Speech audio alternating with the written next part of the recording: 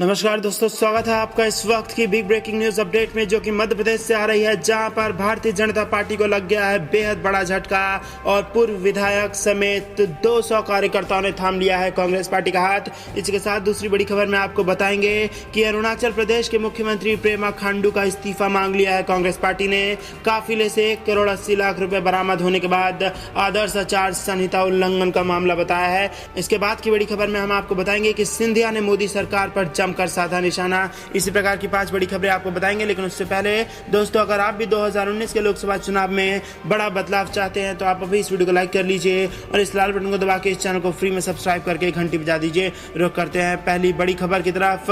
मध्य प्रदेश के शिवपुरी जिले में भाजपा नेता व पूर्व विधायक भैया साहब लोधी ने आज अपने बेटे के साथ कांग्रेस की सदस्यता ग्रहण कर ली है और इसी के साथ 200 बड़े कार्यकर्ता भी हो गए हैं कांग्रेस पार्टी में शामिल। मध्य प्रदेश के शिवपुरी जिले से ये बड़ी खबर निकल के आ रही है। इस मौके पर कांग्रेस सांसद और महासचिव ज्योतिरादित्य सिंधिया मौजूद थे। लोधी कांग्रेस से भाजपा में गए थे। कांग्रेस के प्रदेश सचिव विजय शर्मा के अनुसार लोधी ने अपने बेटे दिनेश लोधी के साथ बुधवार सुबह बंबई कोठी में सिंधिया की मौजूदगी में कांग्रेस की सदस्यता ली। इस मौके पर सिंधिया ने पिता पुत्र का स्वागत करते हुए कहा कि लोधी का सिंधिया परिवार से पुराना करीबी नाता है, अब वो इस परिवार में वापस आ गए हैं। वहीं लोधी ने कहा कि वो भाजपा में घुटन महसूस कर रहे थे और अब पुराने परिवार में वापस आ गए हैं। लोधी वर्ष 1998 में कांग्रेस छोड़कर भाजपा में चले गए थे और अब 2 दशक बाद वो फिर से कांग्रेस पार्टी में आ गए हैं और उन्होंने कहा कि भारतीय जनता पार्टी में उन्हें घुटन महसूस हो रही थी। लोधी के दल बदल करने पर भाजपा के जिलाध्यक्ष सुशील रघुवंशी ने प्रतिक्रिया दी है।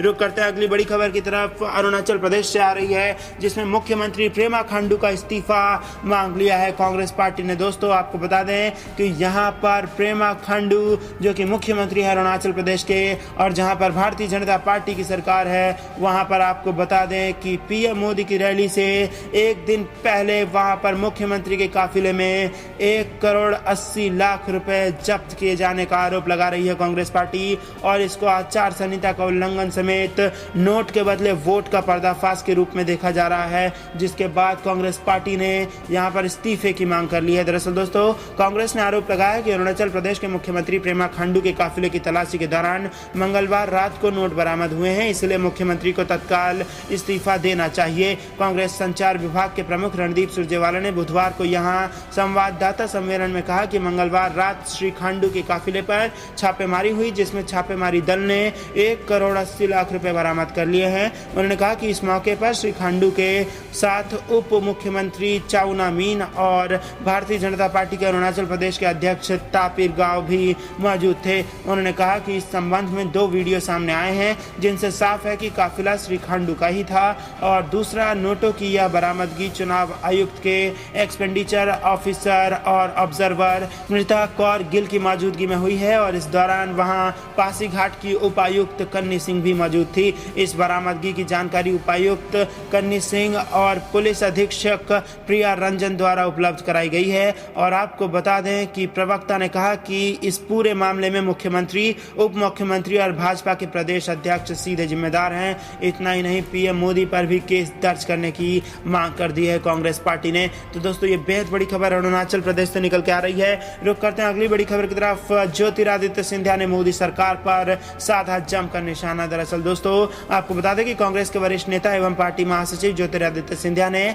आज केंद्र की नरेंद्र मोदी सरकार पर जमकर निशाना साधते हुए आरोप लगाया कि इस सरकार ने देश की संवैधानिक संस्थाओं को तहस नहस करने का काम किया है। श्री सिंधिया ने गुना के 1 दिवसीय प्रवास के दौरान दर्जन भर कार्यक्रमों में शामिल होकर जनसंवाद किया और इस मौके पर उन्होंने कहा कि कांग्रेस की सरकार आने पर उच्चतम न्यायालय, आरबीआई संस्थाओं को पूर्णतः स्वतंत्रता दी जाएगी और इसके लिए जरूरत हुई तो संविधान में भी परिवर्तन किया जाएगा। इस दौरान कांग्रेस को उस समय बड़ी सफलता मिली जब भाजपा के कई कद्दावर नेताओं और सरपंचों ने ज्योतिरादित्य सिंधिया के समक्ष कांग्रेस पार्टी का दामन थाम लिया।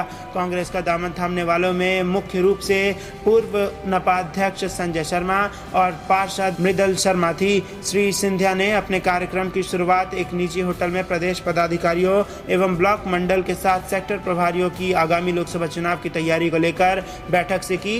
तत्पश्चात सांसद सिंधिया चैम्बर ऑफ कॉमर्स के कार्यक्रम में शामिल हुए। इसके बाद उन्होंने शहर के एक निजी होटल में आयोजित कार्यक्रम में युवा संवाद, हमारी संसद हमारा हमारा सांसद में युवाओं के सवाल के जवाब दिए। तो दोस्तों बेहद बड़ी खबर यहाँ पर मध्य प्रदेश से निकल के आ रही है, जहाँ पर ज्योतिरादित्य सिंधिया ने जमकर साधा है पीएम मोदी पर निशाना और कहा है कि संस्थाओं को भारतीय जनता पार्टी ने तहस नहस कर दिया है और कांग्रेस पार्टी अगर सत्ता में आई तो वो इन संस्थाओं को दोबारा से दुरुस्त करेगी और अगर इसके लिए जरूरत पड़ी तो संविधान में भी बदलाव किया जा सकता है। रुक करता है अगली बड़ी खबर की तरफ, जो कि उत्तर प्रदेश से आ रही है। अखिलेश यादव के खिलाफ चुनाव लड़ेंगे भोजपुरी स्टार निरहुआ और बीजेपी ने आजमगढ़ से दे दिया है टिकट। दरअसल दोस्तों भारतीय जनता पार्टी ने लोकसभा चुनाव 2019 के लिए जारी अपनी नई लिस्ट में भोजपुरी स्टार दिनेश लाल यादव निरहुआ को अखिलेश यादव के खिलाफ आजमगढ़ से मैदान में उतारा है। भोजपुरी स्टार निरहुआ हाल ही में बीजेपी में शामिल हुए थे।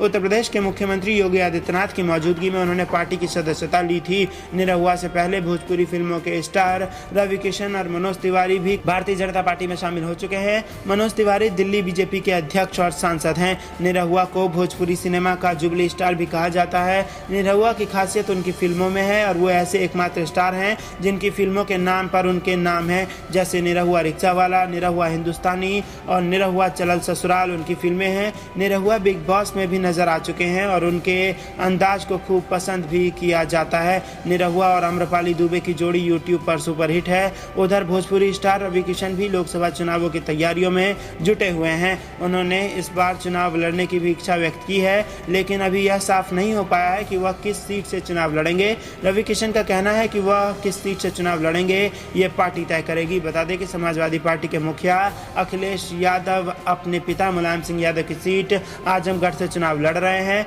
वहीं मुलायम सिंह यादव मैनपुरी से चुनाव लड़ रहे हैं। रुक करते हैं अगली बड़ी खबर की तरफ, जो कि पश्चिम बंगाल से आ रही है। स्पीड ब्रेकर वाले बयान पर भड़की ममता बनर्जी और पीएम मोदी को बताया एक्सपायरी बाबू। दरअसल दोस्तों पश्चिम बंगाल में जबरदस्त सियासी भूचाल देखने को मिल रहा है, जहां एक तरफ प्रधानमंत्री नरेंद्र मोदी ने पश्चिम बंगाल की मुख्यमंत्री ममता बनर्जी को विकास की राह में स्पीड ब्रेकर बताया, तो वहीं दीदी ने भी पलटवार करने में देर नहीं की। ममता ने पीएम मोदी को एक्सपायरी बाबू कहा है। लोकसभा चुनाव 2019 के नजदीक आते आते यहां पर नेताओं के बीच आरोप प्रत्यारोप का दौर तेज हो गया है।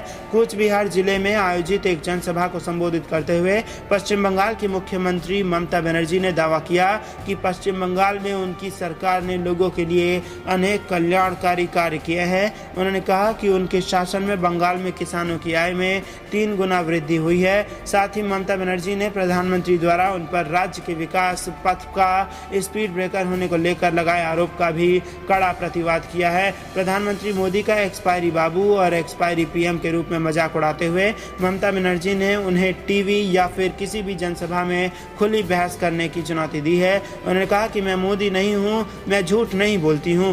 उन्होंने आरोप लगाया कि प्रधानमंत्री ने पश्चिम बंगाल में तृणमूल के कार्यों को लेकर झूठ बोला है। उन्होंने दावा किया कि मोदी के शासन में देश में 12,000 किसानों ने खुदकुशी की। तृणमूल सुप्रीमो का यह पलटवार प्रधानमंत्री नरेंद्र मोदी द्वारा सिलीगुड़ी और कोलकाता में भाजपा की रैली के दौरान किए गए हमलों के बाद आया है। गौरतलब है कि प्रधानमंत्री नरेंद्र मोदी ने बुधवार को पश्चिम बंगाल के सिलीगुड़ी एवं कोलकाता के ऐतिहासिक ब्रिगेड मैदान में 2 जनसभा को संबोधित कर यहां चुनावी बिगुल फूका। उन्होंने पहले सिलीगुड़ी में अपने 35 मिनट के भाषण एवं इसके बाद कोलकाता में 40 मिनट के भाषण में देश की सुरक्षा के मुद्दों पर राजनीति को लेकर तृणमूल प्रमुख व मुख्यमंत्री ममता बनर्जी व कांग्रेस पर जमकर हमला बोला और आरोप लगाया कि सुरक्षा बलों के मनोबल को तोड़ने का कार्य तृणमूल व कांग्रेस कर रही है। यही नहीं, सिलीगुड़ी की रैली में पीएम ने ममता को विकास का स्पीड ब्रेकर करार दिया। उन्होंने कहा कि दीदी ने पश्चिम बंगाल के 70 लाख से ज्यादा किसान परिवार के विकास पर भी ब्रेक लगा दिया है। तो दोस्तों ये बेहद बड़ी खबर पश्चिम बंगाल से आ रही है, जहां पर ममता बनर्जी और मोदी के बीच जबरदस्त जुबानी जंग देखने को मिल रही है। जहां पर पीएम मोदी ने ममता बनर्जी को स्पीड ब्रेकर बताया, तो वहीं पीएम मोदी को एक्सपायरी बाबू बताते दिखाई दी यहां पर ममता बनर्जी। तो दोस्तों यहां पर पश्चिम बंगाल की सीट जबरदस्त दिलचस्प हो चुकी है, जहां पर त्रिकोणीय मुकाबला कांग्रेस, टीएमसी और बीजेपी के बीच में देखने को मिल रहा है। महागठबंधन बन नहीं सका और ऐसे में ये हॉट सीट और हॉट राज्य बना हुआ है इस वक्त 2019 के लोकसभा चुनाव का। इसके पहले की बड़ी खबर में हमने आपको बताया था उत्तर प्रदेश का हाल, जहां पर अखिलेश यादव के खिलाफ आजमगढ़ से भारतीय जनता पार्टी ने भोजपुरी सुपरस्टार निरहुआ उर्फ दिनेश लाल यादव को दे दिया है 2019 के लोकसभा चुनाव का टिकट। इसके पहले की बड़ी खबर में हमने जिक्र किया था मध्य प्रदेश का, जहां पर ज्योतिरादित्य सिंधिया ने मोदी सरकार पर जमकर निशाना साधा और संस्थाओं को बर्बाद बर्बाद करने का आरोप लगाते हुए कहा कि कांग्रेस पार्टी सत्ता में आने के बाद दोबारा इन संस्थाओं को दुरुस्त करेगी और जरूरत पड़ी तो संविधान में भी बदलाव करेगी। इसके पहले की बड़ी खबर में हमने आपको बताया कि अरुणाचल के मुख्यमंत्री पेमा खांडू का इस्तीफा मांग लिया है कांग्रेस पार्टी ने और उनके काफिले से कथित तौर पर 1,80,00,000 रुपए बरामद होने की खबर आ रही है। और इसके पहले सबसे बड़ी खबर में हमने आपको बताया था कि मध्य प्रदेश में भारतीय जनता पार्टी को लगा है बड़ा झटका और पूर्व विधायक भैया लोधी कांग्रेस पार्टी में शामिल हो गए हैं, जिसके बाद बेहद बड़ा झटका भारतीय जनता पार्टी को लग सकता है और इसी के साथ 200 कार्यकर्ताओं ने भी थाम लिया है कांग्रेस पार्टी का हाथ। तो ये थी कुछ बेहद जरूरी और बड़ी खबरें। अंत तक बने रहने के लिए आप सभी का बहुत बहुत धन्यवाद। आप देख रहे थे आपका अपना चैनल द धक्कम पेल न्यूज।